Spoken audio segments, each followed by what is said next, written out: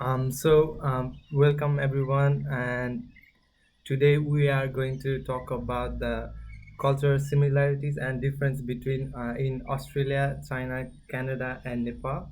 So, our group members are Anis Mahajan, Sanjeev Kumar Yadav, Ashish Panti, Prakash Bista, and Krishna Mandal. So first of all, our company ABC company is based in Australia, and we are trying to expand in Nepal, China, and Canada. So for that, we are trying to know and proactively do cultural research on different countries, so that we can minimize the misunderstanding that can be caused due to the cultural difference between the people and people of the new country.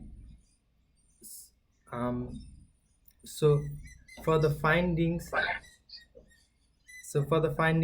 we use different cultural dimensions to find the cultural differences between the different countries. And for example, some countries might have a long-term view, whereas other countries might have short-term views. um, Findings. Okay, and some countries are individualistic, whereas all other countries are collectivistic, and some countries are masculine, whereas other countries are feminine, and all these kinds of different cultural dimensions are based are which are we the countries are based on while we do our research. So from here, our friend Sanjeev will be continuing on for the findings of different countries. Thank you. Thank you, my friend. Hello, sir. How are you? Thank you for giving me this opportunity. I will explain about Australia and Nepal. Mostly in Australia, the importance of the social accuracy is very minimal. The organizational accuracy is mainly put together for ease and convenience.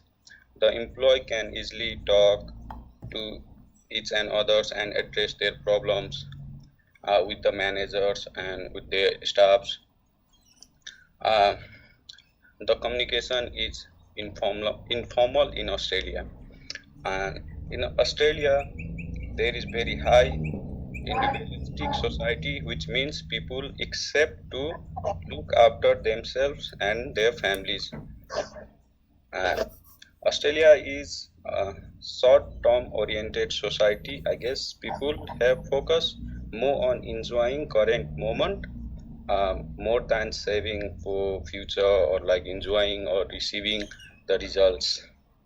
And the second part of my presentation is Nepal.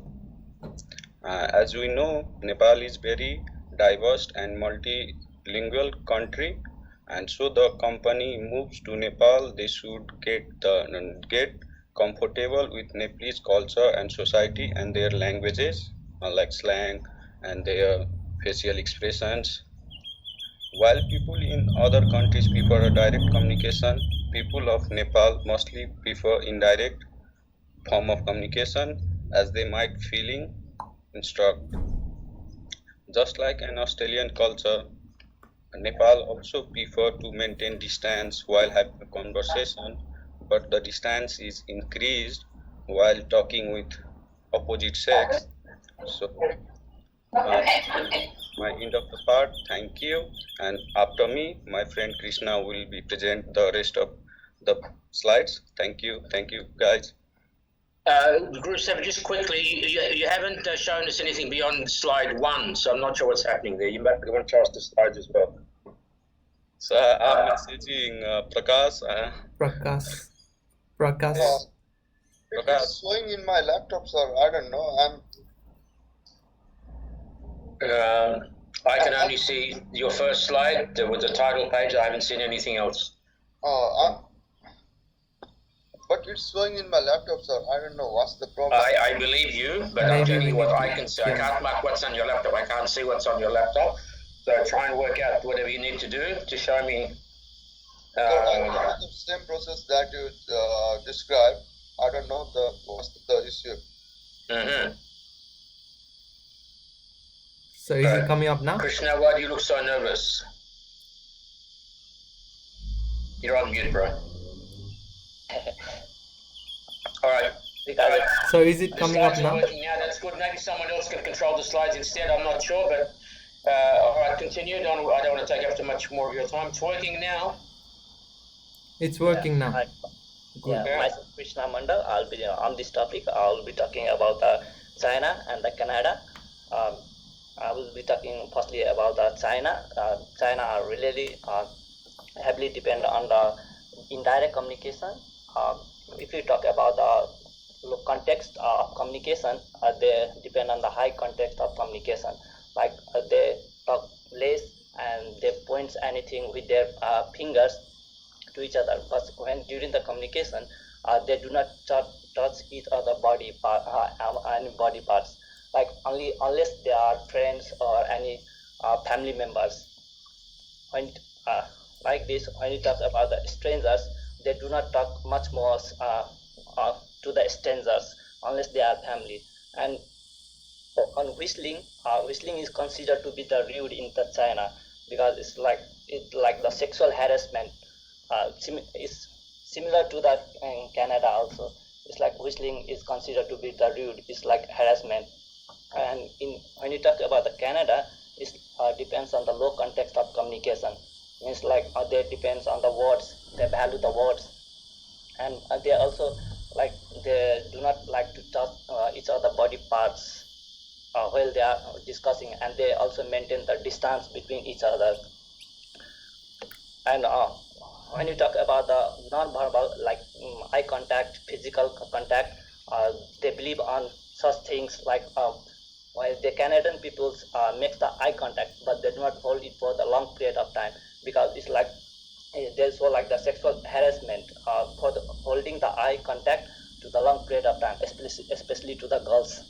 And Canadians, they also don't like to touch each other during the casual conversation unless they are good friends. For good friends, they mostly they hug when they are really close, and they also maintain the space. And like this, I'll to the artist friends. The next presentation. Thank you.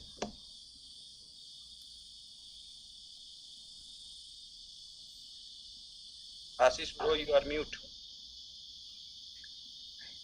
Hello? Yeah, it's me, Ashish, and I'm one of the group members from this group. And now today I would like to do the recommendation of the group project, and I'll start with Australia.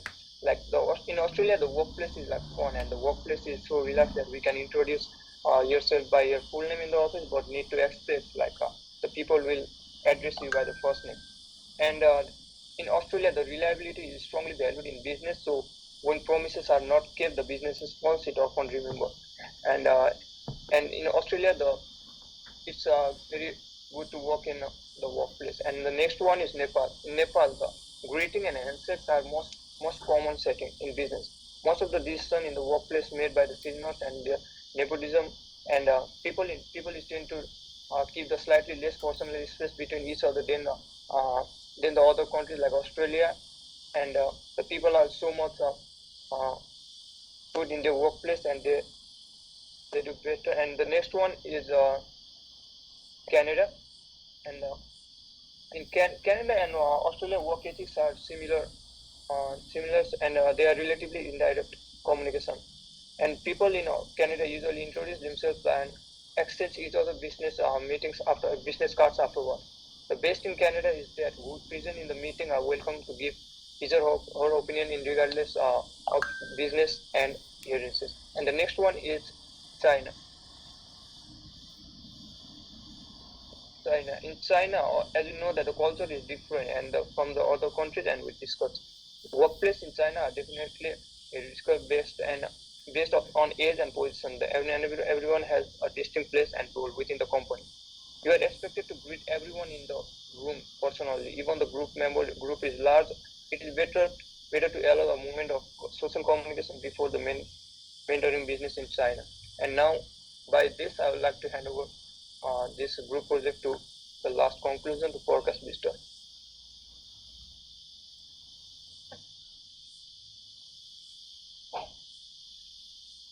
Hello, it's me, Prakash Bist. I'm the group member of the uh, Group 7, one of the member of Group 7.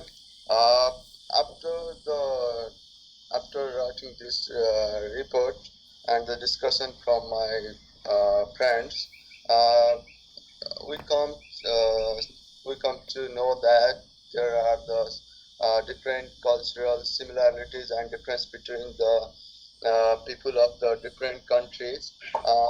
The most important aspect is to respect the different culture and values that people have in the society. Every country has different culture, different dimensions, and it is therefore necessary to understand the people's culture preferences. Uh, after the finishing this report, personally, I learned about the similarities and differences in culture between Australia with Nepal, China, and Canada. Due to cultural differences, intercultural miscommunication occurs when communications between the speakers of two different cultures and languages breaks down. Managing cultural diversity and social harmony amongst the employees um, between of the companies is the major task in this century. Thus, I would like to suggest the CEO of ABC company should analyze the cultural diversity of the new place and be ready for the upcoming challenges in the future. Thank you. So now our presentation is finished. That's it. Thank you. Thank you.